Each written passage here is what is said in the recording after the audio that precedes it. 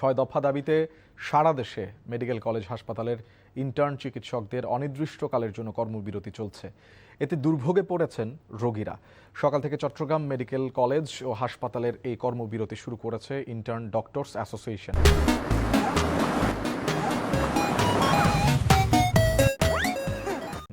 পাশাপাশি একই দাবিতে ক্লাস বর্জন কর্মসূচির ডাক দিয়েছে মেডিকেল কলেজের শিক্ষার্থীরা। আন্দোলনকারীরা জানায়, স্বাস্থ্য ও পরিবার কল্যাণ মন্ত্রণালয় এফসিপিএস ট্রেনিং সংক্রান্ত বেশ কিছু সিদ্ধান্ত গ্রহণ করেছে। সেখানে ইন্টার্ন চিকিৎসকরা বিভিন্ন সুযোগ সুবিধা থেকে বঞ্চিত হচ্ছে। তাই স্বাস্থ্য, শিক্ষা, পরিবার কল্যাণ বিভাগের গেল 19 মে জারি করা এফসিপিএস প্রশিক্ষণ সংক্রান্ত সিদ্ধান্ত 48 ঘন্টার মধ্যে প্রত্যাহার, সুরক্ষা আইন প্রণয়ন, ট্রাইব্যুনালের মাধ্যমে এর বাস্তবায়ন সহ 6 দফা দাবি বাস্তবায়নের দাবি জানান তারা।